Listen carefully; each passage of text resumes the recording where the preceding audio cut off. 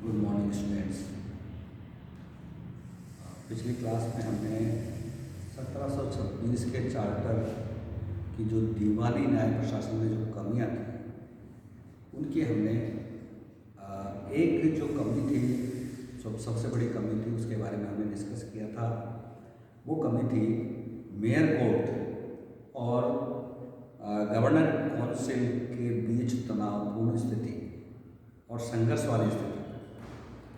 उस स्थिति में हमने इस चीज़ को पूरी तरह से नोट किया है कि इस चार्टर के माध्यम से स्थापित मेयर कोर्ट और इस समय कार्य करने वाली जो प्रशासन की इकाई गवर्नर काउंसिल, जो कि स्थानीय सरकार भी कहलाती थी, उनके दोनों के बीच में जो संबंध थे वो मधुर नहीं रह सके।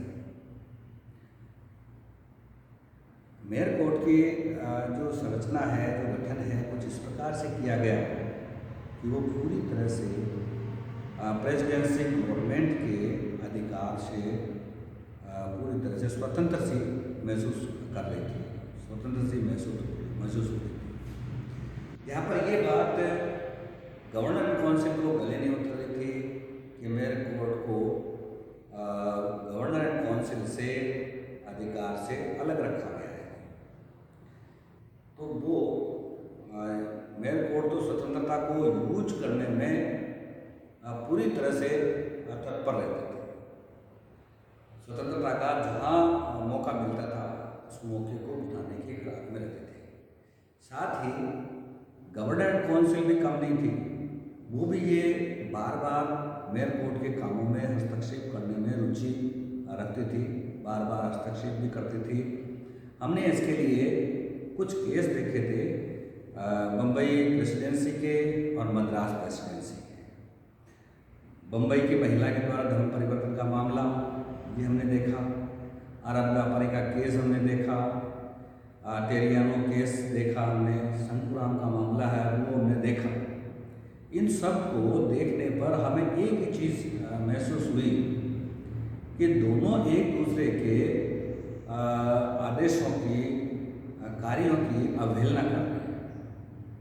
अब हम इसी क्रम में, यानी ये सबसे बड़ा एक तरह से दोष कह सकते हैं हम कि दीवानी न्याय प्रशासन, जो सिविल न्याय प्रशासन जो था, उसमें ये सबसे बड़ी जो कमी है वो देखने को हमें मिली थी। ये दूसरी जो कमी है उसकी हम बात करते हैं भारतीयों के प्रति जागरूकता, एक्सेस टू द इंडियंस। तो भारतीयों के प्रति जागरूकता की बात है तो 1726 की जो व्यवस्था है वो पूरी तरह से अंग्रेजी व्यवस्था थी और यूरोपियंस के लिए ही निर्मित की गई व्यवस्था थी। 1726 की जो व्यवस्था थी वो स्थापित न्यायालयों को निर्देश दिया गया था कि भारतीयों के मामलों में वो हस्तक्षेप नहीं करेंगे।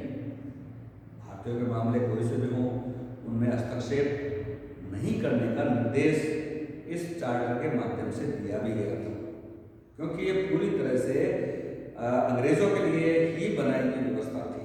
तो भारतीयों का कोई लेना देना नहीं था और स्पष्ट रूप से ये भी कह दिया था। फिर भी क्या होता था, भारतीयों को कोर्ट में जाने के लिए विवश होना पड़ता था।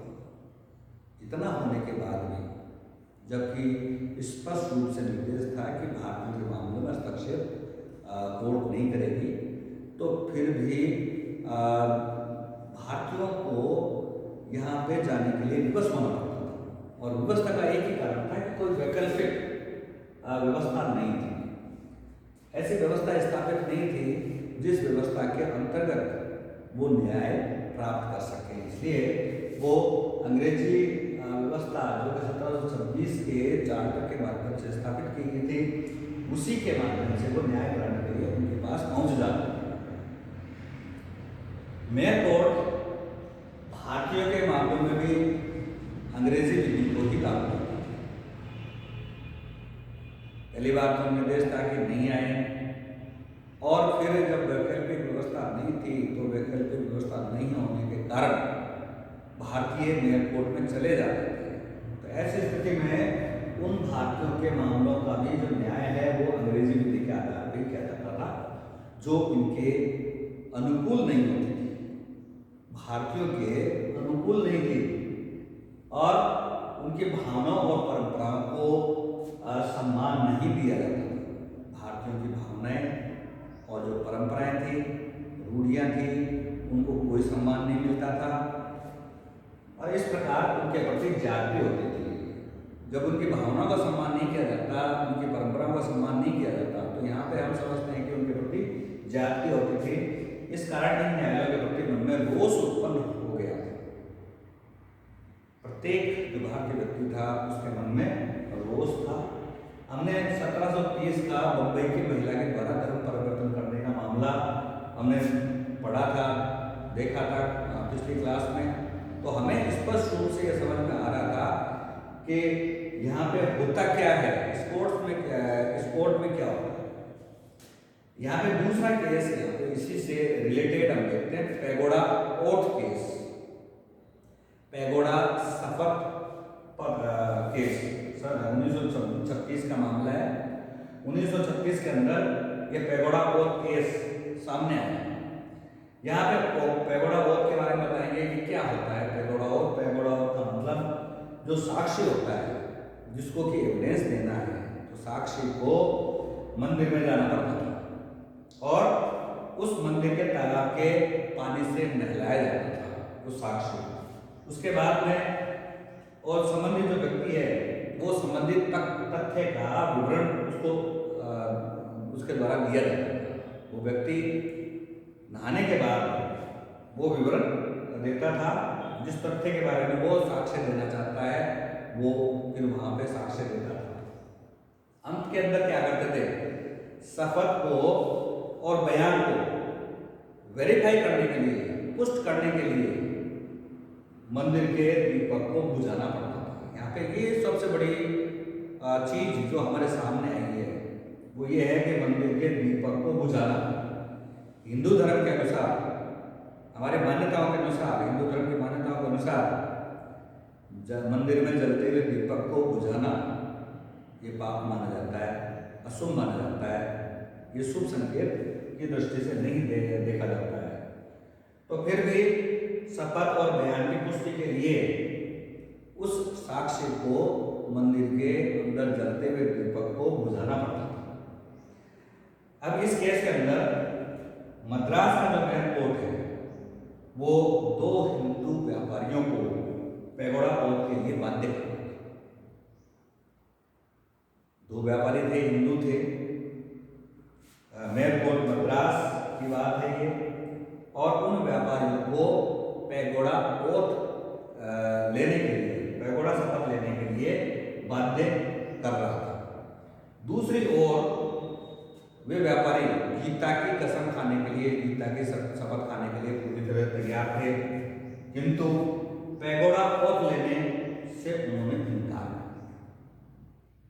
वो गीता की शपथ लेने के लिए तैयार थे, लेकिन पैगोडा ओथ जो मैंने बताया अभी आपको कि किस तरह से होती थी, वो पैगोडा ओथ लेने से उन्होंने मना कर दिया और ये कहा कि वो उनकी धार्मिक और जातिगत मान्यताओं के विरुद्ध है। धार्मिक मान्यता और जातिगत मान्यता के खिलाफ है, इसलिए हम ये पैगोडा ओथ नहीं लेंगे। और इस इनकार के परिणाम स्वरूप मेयर कोर्ट ने क्या किया, उनको जेल भेज दिया, कस्टडी में ले लिया, जेल में डाल दिया। अब फिर होता क्या है कि उत्तेजित हिंदुओं की भीड़ वो गवर्नर के यहाँ पहुंच जाती है। गवर्नर काउंसिल का जो मुखिया था, गवर्नर, उसके यहाँ वो हिंदुओं की भीड़ पहुंच जाती है, उत्तेजित थे वो, और गवर्नर ने यहाँ पे शांति और व्यवस्था बनाए रखने की दृष्टि से व्यापारियों को छोड़ दिया, व्यापारियों को मुक्त कर दिया। एक तरफ मेयर कोर्ट जेल में डाल रहा है, दूसरी तरफ गवर्नर के यहाँ जब भीड़ पहुंचती है हिंदुओं की, तो गवर्नर उस समय शांति और व्यवस्था और सुरक्षा की दृष्टि से उन व्यापारियों को मुक्त कर देता है, व्यापारियों को छोड़ दिया जाता है। अब मद्रास के निवासियों ने कंपनी के डायरेक्टर्स से, जो कंपनी के डायरेक्टर्स थे, उनसे भी ये याचना की कि मेयर कोर्ट के अधिकार क्षेत्र से उनको मुक्त कर दिया जाए। कंपनी के डायरेक्टर्स थे, court of directors, court of proprietors, तो उनके यहाँ भी उन्होंने एक याचना डाली मद्रास के निवासियों ने कि उनको मेयर कोर्ट के क्षेत्राधिकार से मुक्ति दी जाए। अब ये इतनी बात जो हम यहाँ पे साफ शब्दों में आपसे कह रहे हैं कि भारतीयों के प्रति ज्यादती इस मेयर कोर्ट के द्वारा की जा रही थी, तो ये न्याय प्रशासन का दूसरा सबसे बड़ा दोष है। तीसरा जो दोष है, तीसरी जो कमी न्याय प्रशासन में है, वो है न्यायाधीशों की अनभिज्ञता। ये शुरू से चलता आ रहा है, न्यायाधीश अनभिज्ञ थे। हम सीधे शब्दों में आपसे यही कहेंगे कि इस समय जो न्यायाधीश थे, इस समय भी वो अंग्रेजी विधि के सिविल लॉ के एक्सपर्ट नहीं थे। वो कंपनी के ही लोग थे जो कि विधि की जानकारी नहीं रखते थे। उन लोगों को न्यायाधीश बना दिया गया, तो वो न तो कानून जानते थे और न ही कानून की शिक्षा लेने के लिए वो अब इस तरह से वो तैयार थे। तो न्यायाधीश अनभिज्ञता, इग्नोरेंस, 1726 और 1753 के बीच में दिवाली न्याय प्रशासन का तीसरा बड़ा दोष, इन 27 सालों के बीच में जो तीसरा दोष उभर के आया वो ये था कि न्यायाधीश की अनभिज्ञता। मेयर कोर्ट के न्यायाधीश जो मेयर और एल्डरमैन होते हैं, हमने जो इसका कॉन्स्टिट्यूशन बताया था कि मेयर और न्यायाधीश, मेयर और एल्डरमैन मिलकर मेयर कोर्ट का गठन करते हैं।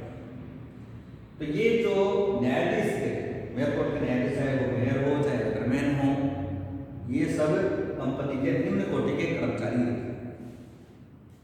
कंपनी के निम्न कोटि के कर्मचारी ही थे, उन्हें इंग्लिश लॉ के अनुसार ही निर्णय करना होता था।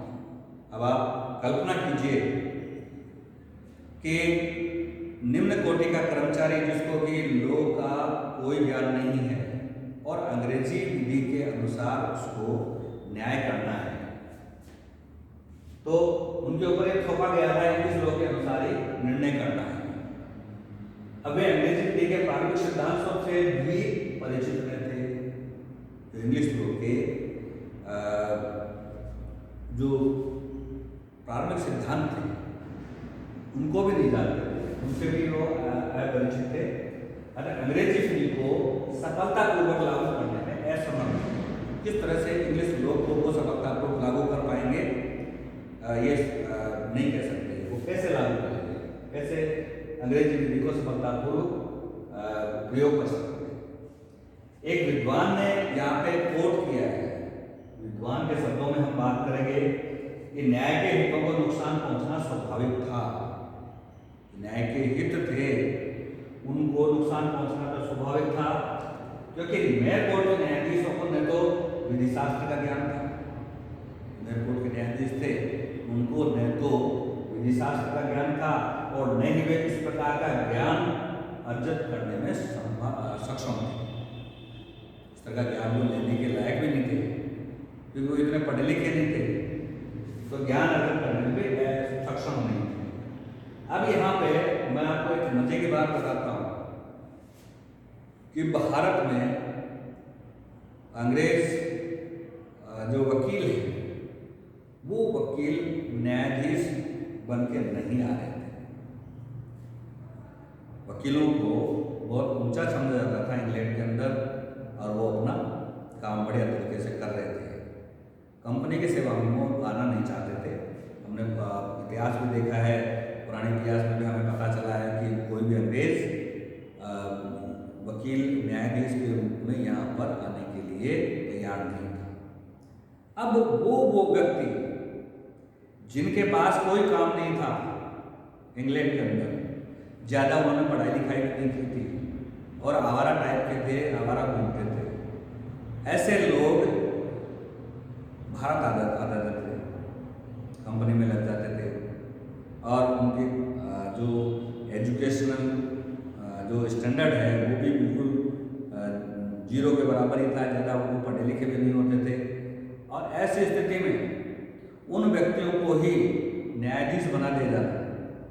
वो कहाँ की ये कह सकते हैं कि न्याय के साथ किस तरह से न्याय किया जा रहा था, तो न्याय के साथ न्याय नहीं किया जा रहा था, तो ये गलत हो रहा था। चौथा सबसे बड़ा दोष भारतीयों का अपवर्जन, एक्सक्लूजन, भारतीयों का अपवर्जन। यहां पर हम सीधे शब्दों में आपसे यही कहेंगे कि जब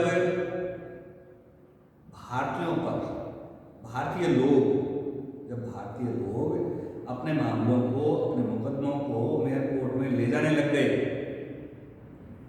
वहां मेयर कोर्ट सुनवाई कर रहा है, जो भी निर्णय हो वो अलग बात है, और फिर भी ऐसी स्थिति होने के उपरांत भी न्यायालय में किसी भी पद पर भारतीय की नियुक्ति नहीं की जा रही थी। उनको एल्डरमैन तो बना दिया जाना चाहिए था।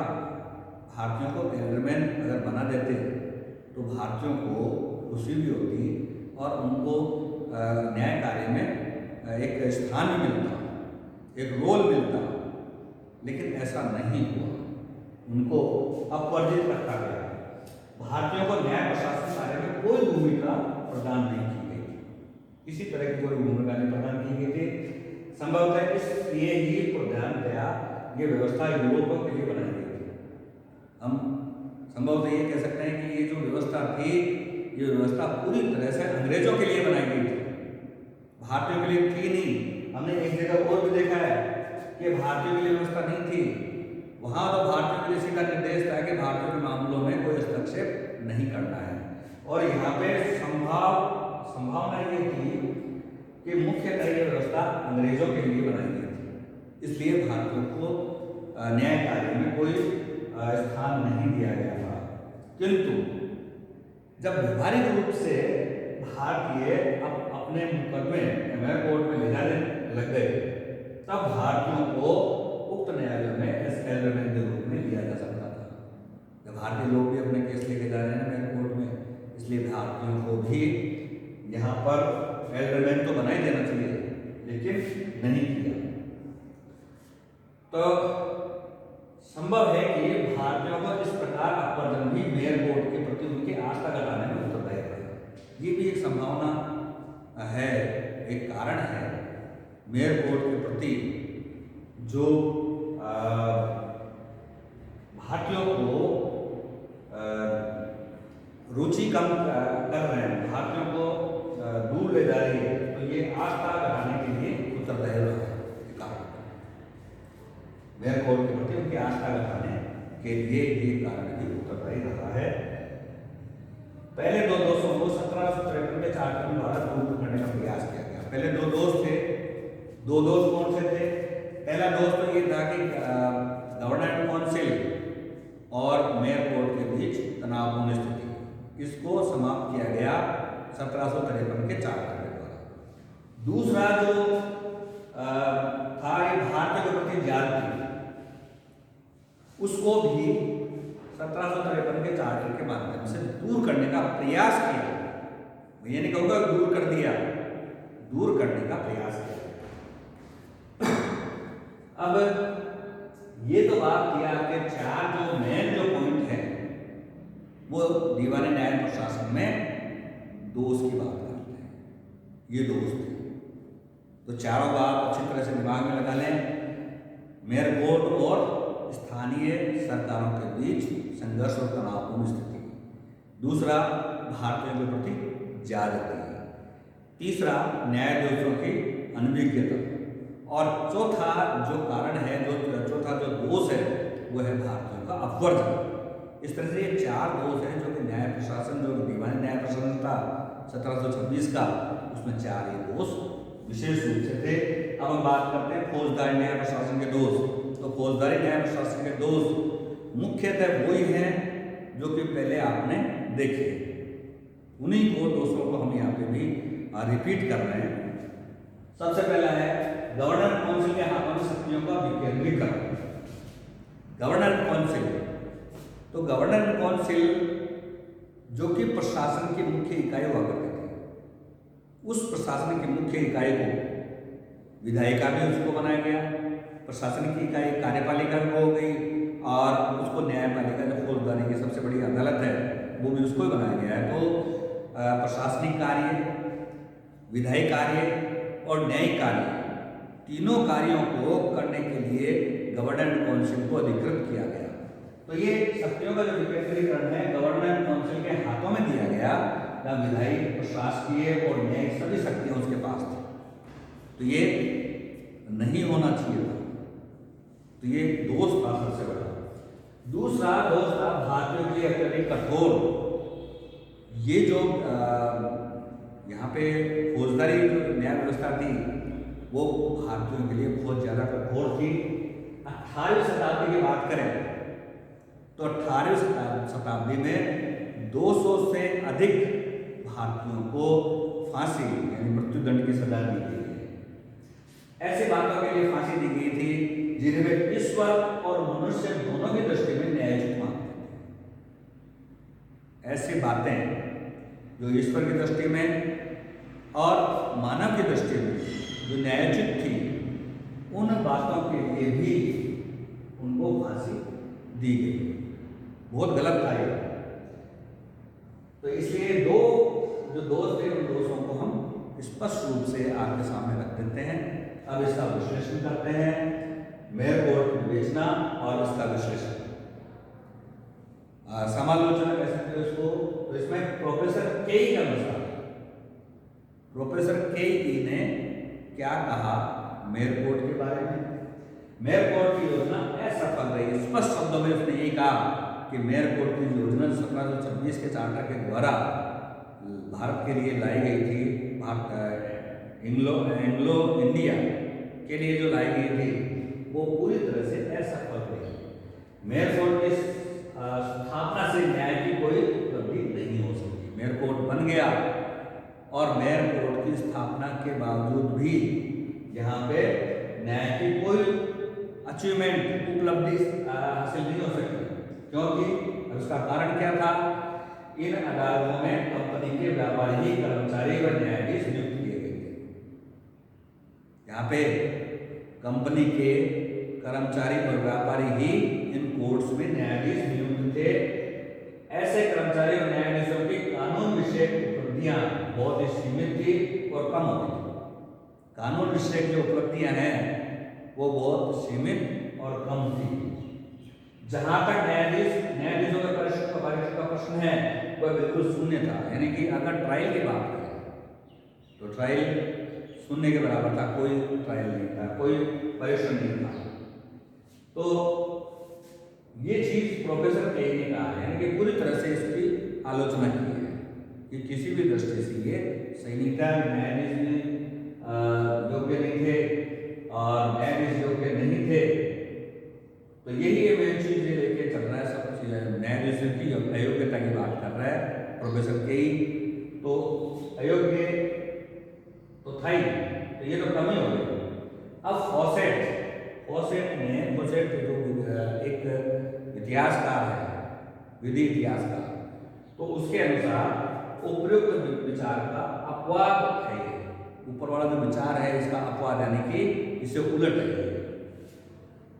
अब इसके लिए कुछ पॉइंट यहाँ पे हम बना देते हैं। सबसे पहले कि मेयर कोर्ट द्वारा दिया गया निर्णय और न्याय यद्यपि असंतोषप्रद और अक्षम हो सकता है। जो मेयर कोर्ट ने न्याय किया, निर्णय दिया, वो असंतोषप्रद और अक्षम हो सकता है।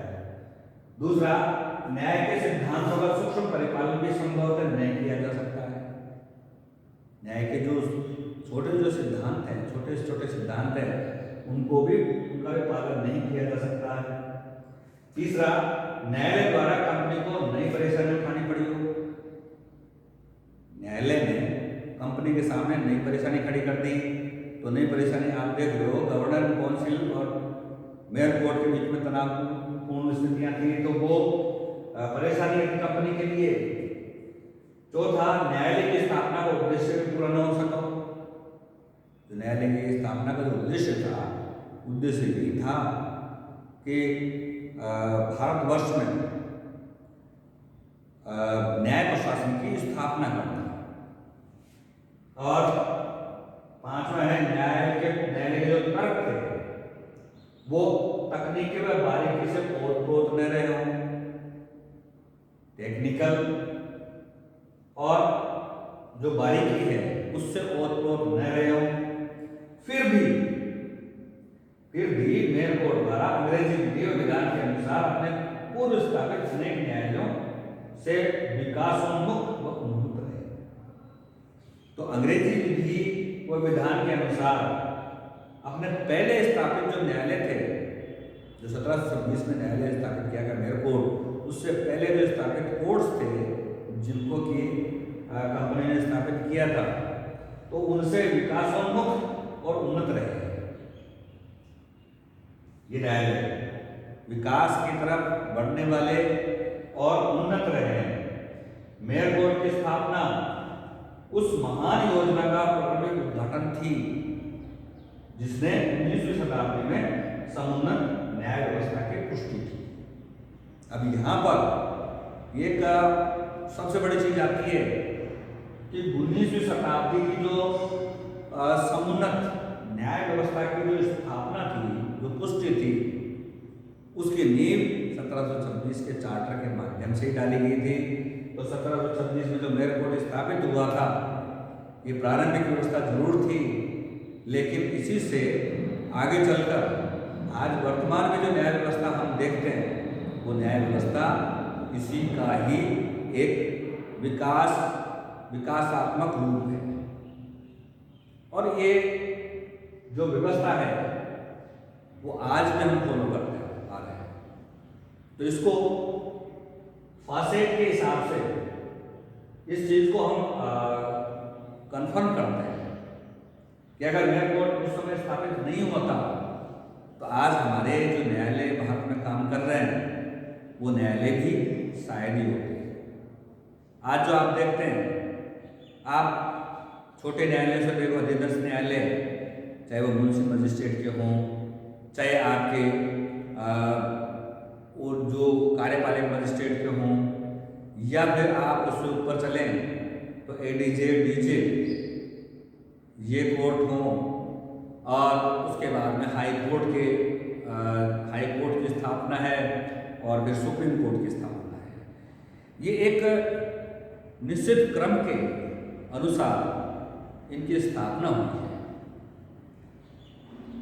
फेडरल कोर्ट का आपने नाम सुना है, तो फेडरल कोर्ट भारत के लिए सुप्रीम कोर्ट के बराबर हुआ करता था, और उस फेडरल कोर्ट के स्थान पर बाद में सुप्रीम कोर्ट किया गया। तो ये सब अंग्रेजों का ही सिस्टम है, हमारा कौन सा सिस्टम है? हमने क्या किया है? ये सारा सिस्टम जो अंग्रेजी व्यवस्था थी, उस अंग्रेजी व्यवस्था ने ही सेट किया था। हमने इसमें ज़्यादा कोई सुधार नहीं किया है। वही जो परंपरा चली आ रही है, वही परंपरा चलती आ रही है।